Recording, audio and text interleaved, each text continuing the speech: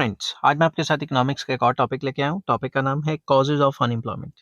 Chapter का नाम है अनएम्प्लॉयमेंट और इस चैप्टर के सारे लिंक्स आपको डिस्क्रिप्शन में मिल जाएंगे। ये क्वेश्चन मैंने लॉन्ग क्वेश्चन के हिसाब से लिखा है, आपको भी इसी तरीके से पेपर में लिखना है। जब भी आपको है कॉजेज ऑफ अनएम्प्लॉयमेंट, तो सबसे पहले आपको मीनिंग ऑफ अनएम्प्लॉयमेंट लिखना है, जिसको मैं ऑलरेडी डिस्कस कर चुका हूँ। मैं बार बार यहाँ पे डिस्कस नहीं करूंगा क्योंकि बार बार फिर वीडियो लंबी हो जाती है। आपको मीनिंग ऑफ अनएम्प्लॉयमेंट डिस्क्रिप्शन में मिल जाएगा, डिस्क्रिप्शन में उसका लिंक मिल जाएगा। चलिए हम शुरू करते हैं। Indian economy suffers from wide spread unemployment and the magnitude of unemployment has been increasing over the years. तो इंडियन इकोनॉमी में या जो भी आप कंट्री में हो वहाँ लिख सकते हो कि भाई इस कंट्री में जो अनएम्प्लॉयमेंट है ये वाइड स्प्रेड हो रही है और लगातार बढ़ती ही जा रही है। Major causes of unemployment are discussed as under. Number one, low rate of economic growth. जब कंट्री तरक्की नहीं कर रहा तो अनएम्प्लॉयमेंट कहाँ से हटेगी, समझ गई बात। The rate of economic growth in the economy has been rather low. जो इकोनॉमिक ग्रोथ है इकोनॉमी का वही कम है। Rate of economic growth determines the rate of new jobs, the rate at which new jobs are created. जब country तरक्की नहीं कर रहा, ग्रोथ रेट ही कम है, तो न्यू जॉब्स की क्रिएशन की रेट भी कम होगी।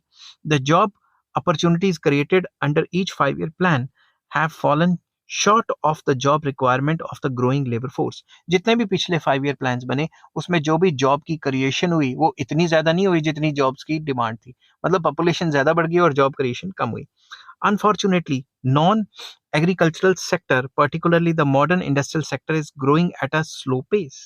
तो जो नॉन एग्रीकल्चर सेक्टर है उसकी भी जो ग्रो करने की जो स्पीड है वो काफी कम है। This had led to not only open unemployment but has put more pressure on land, resulting in disguised unemployment in the agriculture। जिसकी वजह से ओपन अनएम्प्लॉयमेंट तो हुई ही हुई है और नई जॉब अपॉर्चुनिटीज नहीं होंगी तो डिस्गाइज्ड अनएम्प्लॉयमेंट हो जाएगी। एग्जिस्टिंग बंदे अपनी जो फैमिली की जो बिजनेस है वो छोड़ेंगे ही नहीं, समझ की बात। Moreover, the employment generation capacity created through economic growth has been limited due to the use of capital intensive techniques in the non agriculture sector। ऊपर से जो एम्प्लॉयमेंट जनरेशन जो होनी थी वो इतनी ज्यादा नहीं हो पा रही क्योंकि जो नॉन एग्रीकल्चर सेक्टर है वो क्या करता है, वो कैपिटल इंटेंसिव मशीनों से काम कराता है, तो बंदों को तो जॉब लॉसेस होने ही होने ना, जॉब अपॉर्चुनिटीज नहीं क्रिएट हो पाती। लो ग्रोथ रेट ऑफ एग्रीकल्चर का जो ग्रोथ रेट है वो काफी लो है। An important cause of unemployment in the agriculture sector is that the growth rate of the agriculture sector has been low and tardy। मतलब एग्रीकल्चर ग्रो जितनी speed से करना चाहिए उतनी स्पीड से नहीं कर पा रहा, लो ग्रोथ रेट है। A low growth rate of agriculture sector implies that growth rate of employment in agricultural sector has been low। जब एग्रीकल्चर ही तरक्की नहीं कर रहा तो एग्रीकल्चर फिर फर्दर जॉब्स कैसे क्रिएट करेगा, ठीक है ना। Moreover, the productivity in agriculture continues to be very low because of the various technological and institutional factors such as small scattered units of cultivation. मतलब छोटे छोटे पीस ऑफ लैंड है, इस वजह से एग्रीकल्चर की प्रोडक्टिविटी कम हो रही है। और इनएडिक्वेट कैपिटल, जो कैपिटल है, कैपिटल में पूंजी पैसा फर्दर इन्वेस्टमेंट करने के लिए नहीं है, ठीक है। आउटमोडेड टेक्नोलॉजीज, पुराने जमाने की टेक्नोलॉजी यूज कर रहे हैं, इस वजह से प्रोडक्टिविटी कम है। As a consequence agriculture has provided only low productive employment avenues. तो इस वजह से एग्रीकल्चर में सिर्फ लो प्रोडक्टिविटी के काम है और ज्यादातर लोगों को एग्रीकल्चर एडजस्ट नहीं कर पा रहा। थर्ड पॉइंट आ जाता है low rate of capital formation. Investment भी काफी कम है। अब कंट्री में इन्वेस्टमेंट ही नहीं होगी तो इन्वेस्टमेंट मल्टीप्लायर कीन्स का क्या कहता था, इन्वेस्टमेंट करोगे तभी इनकम कई गुना बढ़ेगी, जॉब क्रिएशन होगी। Another factor responsible for unemployment in the country is low rate of capital formation, मतलब लो investment. Low rate of capital formation has hindered the growth potentialities in the agricultural and industrial sectors। तो जब investment ही कम होगी तो agriculture और industrial sector में jobs कहाँ से generate होंगी। Growth of agricultural and industrial sectors has been hampered by non availability of machinery, power, transport, essential raw materials etcetera. तो एग्रीकल्चर में जो ग्रोथ रेट है वो कम क्यों है, इतनी इन्वेस्टमेंट कम क्यों है, क्योंकि अवेलेबिलिटी ऑफ मशीन्स नहीं है, बिजली की अवेलेबिलिटी नहीं है, transport communication services rural sector में इतने अच्छे नहीं है और रॉ मटेरियल्स इजीली नहीं मिल पाते। Consequently, job creation capabilities of agricultural and industrial sectors have been affected adversely। तो इस वजह से ये दोनों सेक्टर्स में काफी ज्यादा बुरा असर पड़ रहा है। नेक्स्ट पॉइंट आ जाता है रैपिड पॉपुलेशन ग्रोथ। अब पॉपुलेशन की बढ़ने की स्पीड ज्यादा है, जॉब के बढ़ने की स्पीड कम है, ठीक है, जॉब अपॉर्चुनिटीज के। Rapid growth of population has also added to the problem of unemployment in the country. कैसे? This is for two reasons. Firstly, rapid population growth has directly added the problem of unemployment by making large addition large addition to the labour force. तो जब भी हमारी जो population है वो बढ़ती है तो लेबर फोर्स तो बढ़ रही है ना, ठीक है।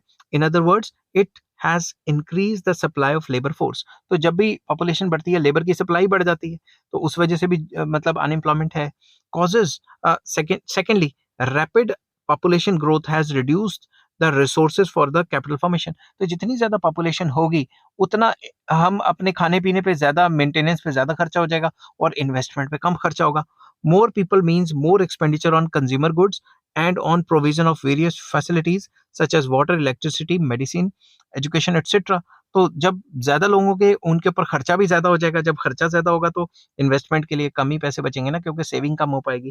This has reduce saving and investment and thereby retarded the increase of job opportunities. तो इन्वेस्टमेंट कम हो जाएगी, इन्वेस्टमेंट कम होगी तो जॉब अपॉर्चुनिटीज भी अपने आप कम हो जाएंगी। नेक्स्ट पॉइंट आता है use of capital intensive technology. अब मशीनों से काम करेंगे तो जॉब लॉसेस तो होनी है ना। Various policies of the government have encouraged the adoption of capital intensive techniques despite availability of surplus labor in the country. Government की कई पॉलिसीज हैं जिसकी मदद से सरकार क्या करती है, सब्सिडी वगैरह देती है, टैक्स माफ कर देती है, कोई मशीन से काम करो या बाहर से मंगवाओ, उससे लोन सस्ते में दे देती है। उससे क्या होता है, मशीन्स खरीदने में एनकरेजमेंट मिलती है और कैपिटल इंटेंसिव टेक्नोलॉजी को एनकरेजमेंट मिलती है। लो इंटरेस्ट रेट्स, सरकार सस्ते में लोन्स देती है। लो टैरिफ ड्यूटीज, बाहर से कोई मशीन इंपोर्ट कराओ तो टैक्सेस टुक्सेस कम लगाती है। Various concessions given for investment, dependence on import technology etcetera have made capital intensive techniques relatively more attractive. तो प्रोड्यूसर्स को लगता है बाहर से सामान मंगा रहे हैं तो भी टैक्स कम पड़ रहा है, सरकार टैक्स में सब्सिडी भी दे रही है, मतलब टैक्स में छूट दे रही है, रियायत दे रही है या कम टैक्स लगा रही है, या फिर सरकार लोन सस्ते में दे रही है, तो उससे फिर कैपिटल जो है इंटेंसिव टेक्निक्स, उससे एनकरेजमेंट मिलती है। तो capital intensive techniques obviously generate less employment, the labour remains unused creating the problem of unemployment. तो अगर वो मतलब कैपिटल इंटेंसिव मशीनों से काम करेंगे तो फिर तो जॉब लॉसेस तो होने ही होने, ठीक है, क्योंकि मशीनों से काम करें तो उससे फिर एम्प्लॉयमेंट जनरेशन कम होती है, ठीक है। उसके बाद आ जाता है next point, defective education system. हमारा जो एजुकेशन सिस्टम है वो डिफेक्टिव है, थ्योरेटिकली जनरल एजुकेशन देते रहते हैं और जो वोकेशनल एजुकेशन है उस पर काम नहीं करते या कम करते हैं। Our education system is also responsible for the problem of unemployment. The education system is still based on the traditional liberal lines. पुराने जमाने के ऊपर based है. It is not related to the growing development needs of the country. जो country की जो growing needs हैं उसके हिसाब से develop नहीं हो पा रहा। जो job market को education चाहिए, job market को skills चाहिए, उस हिसाब से नहीं हो पा रहा। It lays more emphasis on general education rather than vocational and technical education. तो vocational और technical education के ऊपर focus कम है और जनरल एजुकेशन के ऊपर फोकस अभी भी हमारे एजुकेशन सिस्टम का बहुत ज्यादा है। It produces more of journalists, like journalist मतलब जनरल काम करने वाले बहुत ज्यादा पैदा हो जाते हैं, like clerks, lower level executives and government servants rather than technocrats. कोई टेक्नोलॉजिकल बेस्ड जो काम है वो नहीं हो पाता। इसलिए आप देखते हैं अमेरिका में छोटे छोटे बच्चे ही पता नहीं कहीं की इतना काम कर लेते हैं, ठीक है ना। एप्पल जो है स्कूल ड्रॉप आउट ने बनाया, और क्या कहते हैं ये फेसबुक, ऐसी ऐसी चीजें जो है छोटे छोटे लोग ही करना शुरू कर देते हैं। और हमारे यहाँ पे जो है बड़े बड़े भी हो जाते हैं फिर भी वो इतना ज्यादा नहीं कर पाते। कई लोग कर लेते हैं, मैक्सिमम नहीं कर पाते। It is this factor which is responsible for the growing educated unemployment. तो बेसिकली एजुकेशन का जो तरीका है वो जॉब ओरिएंटेड नहीं है, इस वजह से एजुकेटेड अनएम्प्लॉयमेंट बढ़ते जा रहे हैं। नेक्स्ट आ जाता है इनएडिक्वेट एम्प्लॉयमेंट प्लानिंग। तो जो एम्प्लॉयमेंट प्लानिंग की है 5 ईयर प्लान्स में वो भी इनएडिक्वेट है, जितनी चाहिए उस हिसाब से अच्छी नहीं हुई। Inadequate employment planning has been responsible for the continued unemployment problem.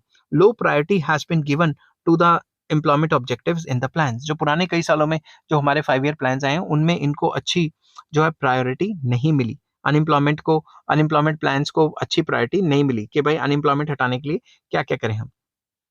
Till recently, the employment objective was not quantified as a time bound program. तो ज्यादा देखा जाए तो पिछले रिसेंटली तक हम ये टाइम बाउंड ये नहीं कहते थे कि इतने बंदों को जॉब्स दे देंगे, ऐसे कर देंगे। In fact planning in India has not been employment oriented. जो प्लानिंग है वो एम्प्लॉयमेंट ओरिएंटेड नहीं रही, तभी तो अनएम्प्लॉयमेंट काफी ज्यादा है।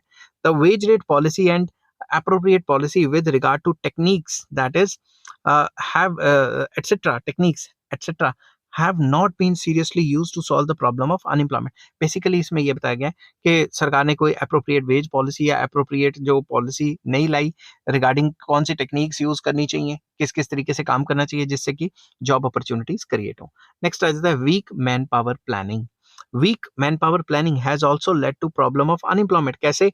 Manpower planning refers to the proper balancing between manpower needs and availability of various and availabilities in the various fields such as doctors, engineers, administrators, business executives etcetera. तो जितनी भी वेरियस फील्ड्स हैं उसमें balance बना के रखना था। ये नहीं कि डॉक्टर ही डॉक्टर हो गए या इंजीनियर बहुत ज्यादा हो गए। अब कुछ ज्यादा इंजीनियर हो गए तो इंजीनियरों को कॉल सेंटर में नौकरियां करनी पड़ रही क्योंकि इंजीनियरिंग की जॉब्स नहीं मिल रही, तो मैन पावर प्लानिंग नहीं हो पाई। ठीक है, there have been significant imbalance in the different spheres of education and trained personnel, but not much has been done to overcome these imbalances। अब इंजीनियर इतने ज्यादा हो गए कि इंजीनियरों को नौकरी नहीं मिल पा रही, तो इस इम्बैलेंस को कंट्रोल करने के लिए सरकार कुछ नहीं कर पा रही। ठीक है, नेक्स्ट आ जाता है failure to develop projects providing large employment. तो वो प्रोजेक्ट्स जो लार्ज एम्प्लॉयमेंट प्रोवाइड करते हैं उस प्रोजेक्ट को डेवलप करने में गवर्नमेंट फेल हो रही है। The plans have not really been successful in developing projects which have large employment potential। तो ऐसे प्रोजेक्ट्स को डेवलप करना चाहिए जिससे जॉब अपॉर्चुनिटीज मिलें ज्यादा। The plans have not done well in developing flood control, drainage, anti water logging, rural electrification and other employment generating activities. तो इन plans में ड्रेनेज बनाना या फिर फ्लड कंट्रोल के लिए कुछ करना या फिर वाटर लॉगिंग या फिर कैनाल्स ही बना देना एग्रीकल्चर के लिए, इस टाइप से कोई काम करना चाहिए था जिससे कि जॉब अपॉर्चुनिटीज हो। ठीक है, similarly the plans have not placed due emphasis on the development of various schemes related to irrigation, soil conservation, development of dairies, fisheries etcetera. तो प्लानिंग में ये सारी एक्टिविटीज भी नहीं हुई जिससे कि जॉब अपॉर्चुनिटीज अच्छे से डेवलप हो पाती। नेक्स्ट आ जाता है decline of cottage and small scale industries. तो number of traditional village and cottage industries have declined over the years due to change in the demand and emergence of more efficient modern industries। तो नई नई industries आएंगी तो ये small and cottage industries बड़ी बड़ी industries से कैसे टक्कर ले पाएंगी, तो ये बंद हो जाएंगी। और टेस्ट एंड प्रेफरेंस भी लोगों का चेंज होता रहता है। Therefore a large number of people have left there traditional jobs. This has been an important reason for the rural unemployment in India. तो इसमें यह है कि भाई जॉब अपॉर्चुनिटीज लगातार कम होती जा रही हैं और ट्रेडिशनल सेक्टर में जितनी भी छोटी मोटी कंपनियां थी, छोटे मोटे जो ट्रेडिशनल जो कॉटेज इंडस्ट्रीज चल रही थी वो भी ठप पड़ गई हैं। ठीक है, तो उनकी डिमांड नहीं है, ऊपर से उनको बड़ी बड़ी कंपनियों के साथ compete करना पड़ रहा है। Next, migration of rural population. There has been a large scale migration of people from rural areas to urban areas. Due to urban areas में शिफ्ट हो रहे हैं, ये एरियाज में अच्छे तरीके से लिख देता हूँ। Due to inadequate employment opportunities in the rural and higher wages in the urban areas। जो विलेजेस में अनएम्प्लॉयड हैं वो शहरों में आ रहे हैं और शहरों में जिनको जॉब्स नहीं मिल रही और ज्यादा प्रॉब्लम बढ़ रही है शहरों में क्योंकि सप्लाई ऑफ लेबर पहले से ज्यादा हो गई है, but jobs are not available for all of them in the urban areas. This has increased urban unemployment in India. India में अर्बन अनएम्प्लॉयमेंट के बढ़ने के ये भी रीजन है क्योंकि विलेजेस से लगातार लोग शहरों में आ रहे हैं और शहरों में ऑलरेडी जॉब्स जो हैं वो शहरों में ऑलरेडी जॉब्स जो हैं वो कम है, तो सबको जॉब्स तो मिल नहीं पाएंगी, तो अर्बन अनएम्प्लॉयमेंट हो जाएगी। नेक्स्ट आ जाता है labour laws. The government has been protecting the existing workers and their exploitation with the help of minimum wage act, workers compensation act and other laws. तो सरकार जो एग्जिस्टिंग वर्कर्स हैं उनको एक्सप्लॉयटेशन से बचाने के लिए सरकार ने मिनिमम वेज एक्ट लेके आया है, कंपनसेशन एक्ट है वगैरह वगैरह। तो उसमें ये होता है कि मिनिमम इतनी तनख्वाह तो देनी देनी है। तो अगर इस टाइप का कुछ हुआ तो जो जॉब्स क्रिएट करने वाले हैं वो बर्डन फील करते हैं कि सरकार के इतने रूल्स रेगुलेशन है, कोई बाद में पंगा ना पड़ जाए, तो नई जॉब्स क्रिएट करते हुए वो डरते हैं। High wages have kept the demand for labour at the low level. अगर हाई वेजेस रखेगी सरकार, मिनिमम वेजेस ही हाई रखेगी, तो इसकी वजह से भी जो लेबर की डिमांड है वो कम हो सकती है। आई होप ये वीडियो आपको पसंद आई होगी। अगर पसंद आती है तो please like, share and subscribe. इस चैप्टर के सारे लिंक्स आपको डिस्क्रिप्शन में मिल जाएंगे और नेक्स्ट वीडियो जो मैं बनाऊंगा वो होगा measures to remove unemployment. Long question के हिसाब से लिखूंगा ये, ठीक है। इसका भी लिंक आपको डिस्क्रिप्शन में मिल जाएगा। Take care, bye bye.